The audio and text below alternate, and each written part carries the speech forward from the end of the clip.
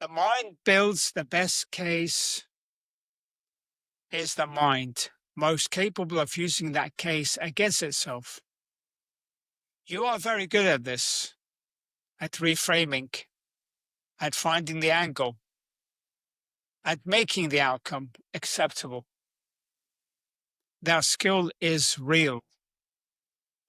Actually, it's more than real. It built something. It kept things moving when they had no right to keep moving. But somewhere you aimed it at the mirror. Every morning, every passing reflection, every quiet second before the story loads. And you aimed it there so consistently for so long that the mirror agreed with you. That's not resilience. That's the cleverest form of surrender a smart man can execute. The story moved, the body didn't. This episode is not about your body. If you heard that and relaxed, you just confirmed everything. This is about your mind and what your mind has been doing with the information your body has been sending it for months, maybe years. This is about the mechanism, the one running before you're conscious of it, the one nobody is in your orbit is paid to name. This is Iron Suits, where strength wears a crown. I am Marwan. Oh, and my wife calling me when I'm doing a podcast all the time. Never mind. 6:45, bathroom, phone already checked. 2 decisions before 9. You catch yourself in the mirror. Not long, a fraction. You adjust, look away, open the phone, gone. That's the tell, not the reflection, the speed. A man who's made peace with what he sees doesn't move that fast. You're not unbothered. You're practiced at not stopping. You don't sound the same anymore. You notice that. Smart men don't decline, obviously. They decline with narrative. A story keeps pace with the body. The standard drifts. A justification evolves. The language gets more sophisticated. The reframes get cleaner. The acceptance gets more articulate. And these are the lines, the actual lines that have been running. I'm not that bad. I've seen worse. It's just this phase. I still look fine in clothes. I'll tighten up. You've said that before. Different year, same sentence.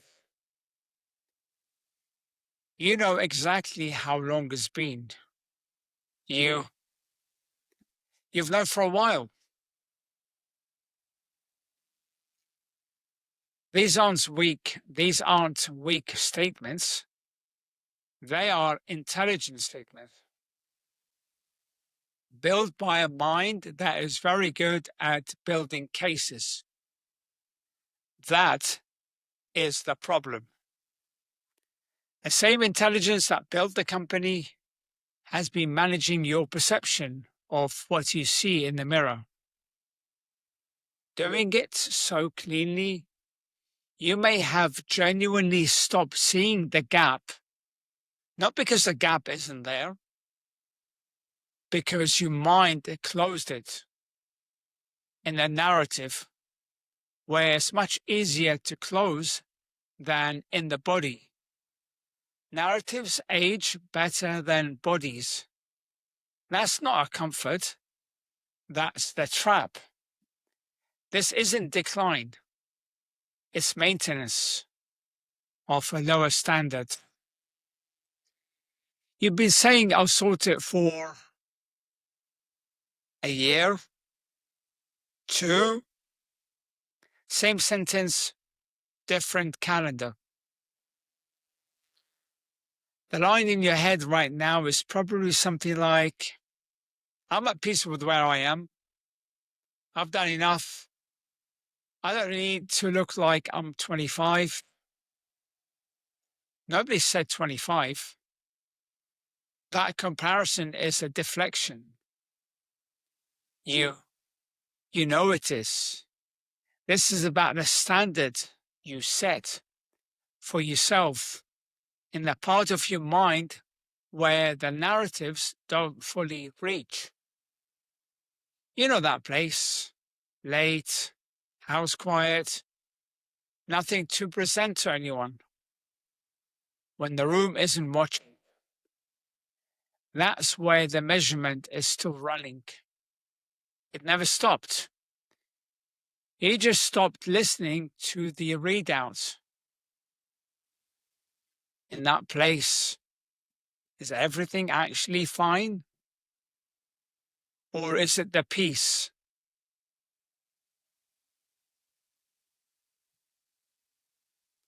Or is it the piece of a story you've told yourself often enough?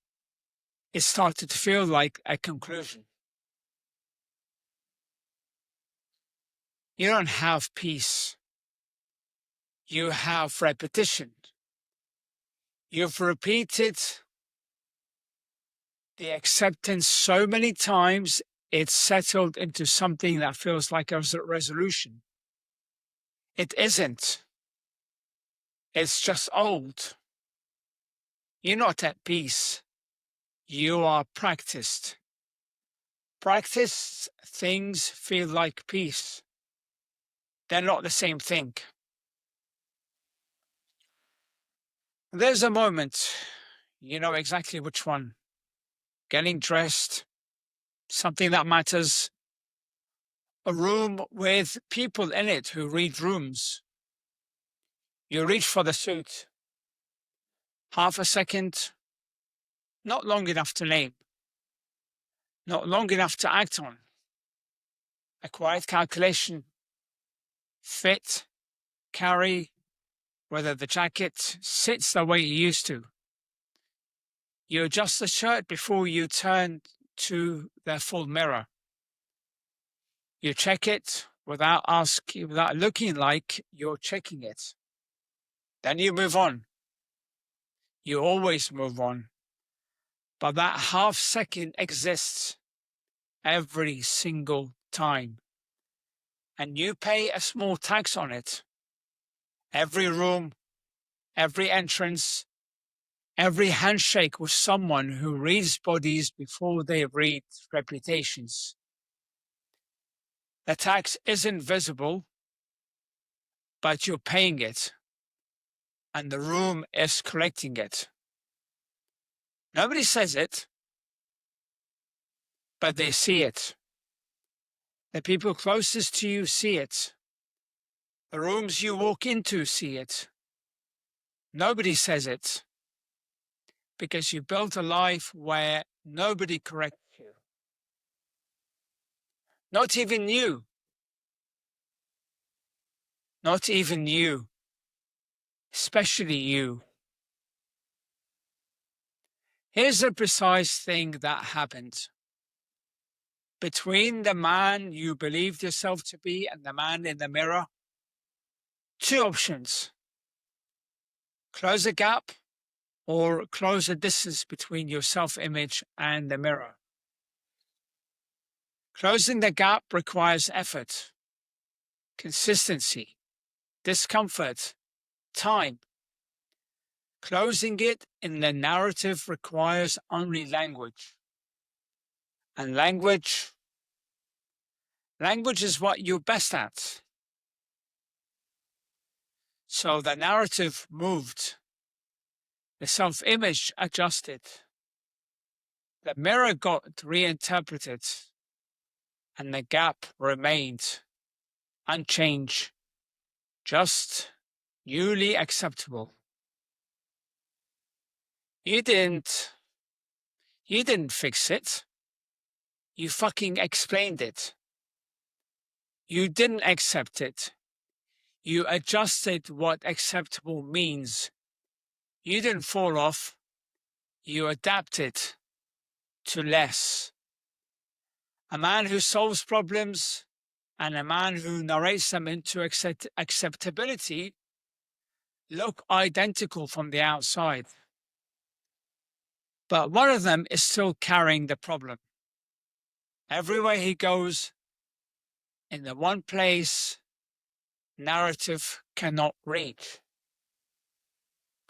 You enter the room, 3 seconds, who holds it, where the weight is, who defers. 20 years of doing that, automatic now.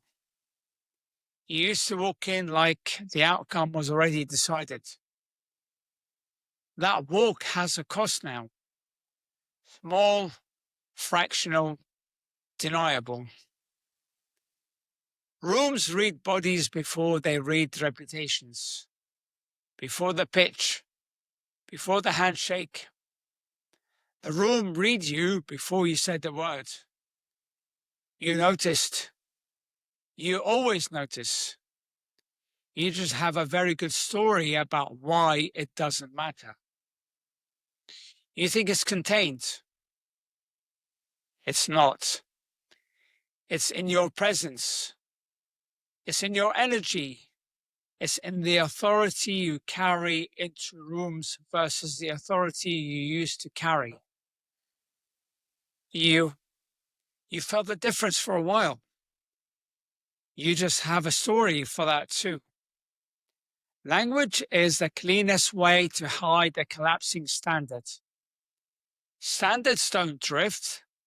They get negotiated. You've been in that negotiation for years. The story kept evolving. The body didn't. In business, you do not accept a drifting metric. You name it, you trace it, you correct it. You would never walk into a board meeting and say, revenue's down, but I've made peace with it. You'd be embarrassed to say that out loud. You'd call it what it is. But you've said the equivalent about your body repeatedly and called it wisdom. You audit everything except the one system you actually live in. You'd fire someone for less drift than you've tolerated in yourself. That's not a metaphor. That's the standard you hold applied back to you.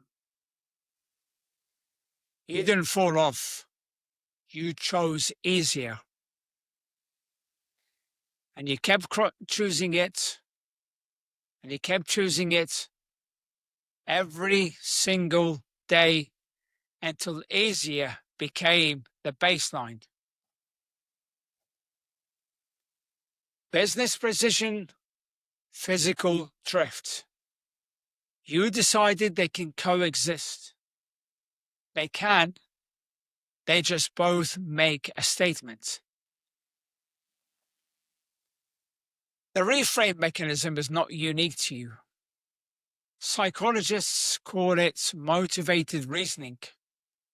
The mind works backwards from the conclusion it wants and builds logic to support it. In business, it's an asset. Find the path when the path isn't visible. Maintain conviction for when the data is mixed. Applied to the mirror, it's a maintenance system for declining standards. The mind decides the current state is acceptable. Then builds a case. The case becomes the story. The story becomes the identity. And at that point, you're not in control anymore. It's using you. And at that point, challenging the body means challenging the identity, which is why most men resist it so hard, even when they know the resistance doesn't hold.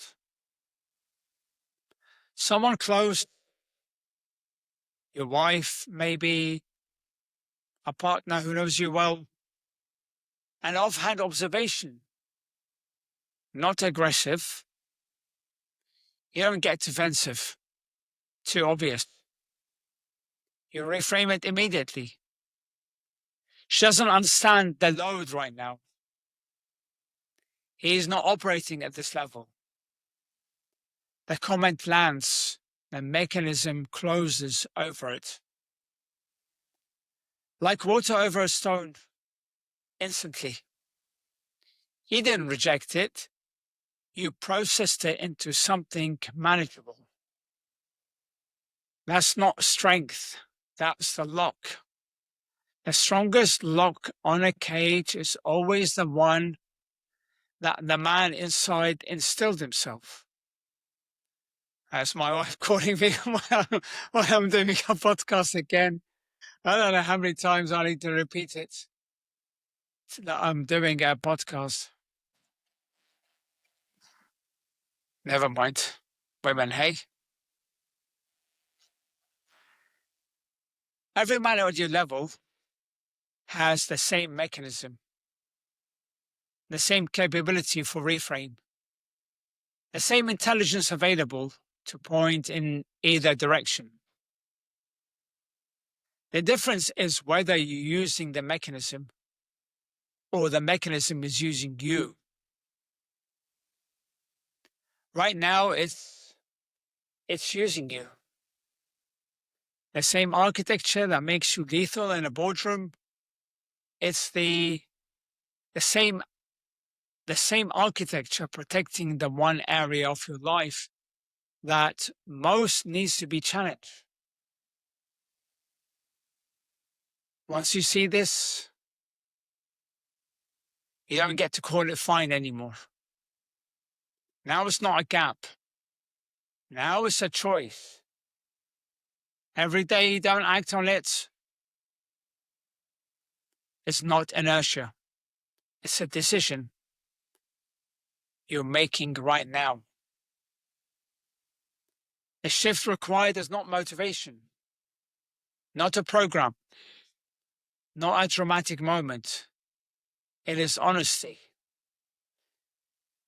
A specific, uncomfortable, private honesty that has nothing to do with other people's opinions and everything to do with your own standards.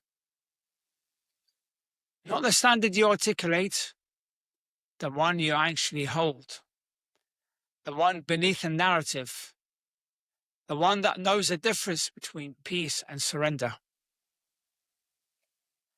It doesn't need a dramatic moment. It needs a Tuesday morning, 6:45, before the phone, before the narrative loads, and the 2 seconds after you see clearly, before the story closes over it. That window exists every single morning. You've been closing it faster and faster for years. One question. Is the current version of my body the result of standard I'm holding, or a standard I stopped holding and explained away? The question has an answer. You already know it. You know it because the mechanism protecting the story is still running. If there was nothing to protect, there'll be nothing to protect. You didn't lose a standard. You rewrote it quietly, incrementally, until the new version felt original. Intelligence without honesty is just a more sophisticated way of staying stuck. You're not following the room. The room reads a body, not the narrative. You're not fooling the people closest to you. They see the man, not the explanation. And somewhere beneath a reframe, you're not fully fooling yourself either. There is an original standard still there, still measuring, still producing the small persistent discomfort that no amount of acceptance language has fully quieted. That discomfort isn't a problem. It's the most accurate data you have, and you've been filing it under handled for years. Peace with mediocrity is just mediocrity with better vocabulary. The vocabulary doesn't change the measurement. It just makes a man less likely to act on it. That's a cost, not shame, inaction. The most expensive thing a capable man can produce. You've built things that will outlast you. The body is the one asset that won't wait for you to get around to it. The story moved, the body didn't. The mirror is not the enemy. The story you've built around what you see in it, that's the thing. Name it, measure it, build a plan, execute. You've done it hundreds of times in business, in strategy, in every room that mattered. The body is not more complicated than the problems you've already solved. It is just the one you've been explaining instead of solving. Stop explaining or accept that this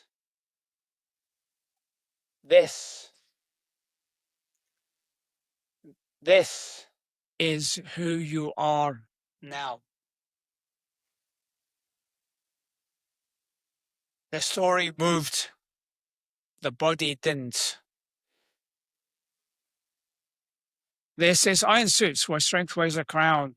Next episode, soft men, hard justifications. The smarter the man, the better the excuse. If this hit a nerve, share it with another leader who's soft. As iron sharpeneth iron, so one man sharpeneth another. Make sure to subscribe to the show so you get notifications when a new episode goes live. And follow me on my socials. I am on Facebook under Marwan Killu, LinkedIn, Marwan Killu Fitness, and YouTube under Marwan Killu. You can watch this on YouTube. All right, guys, have a great day, and I'll see you on the next episode.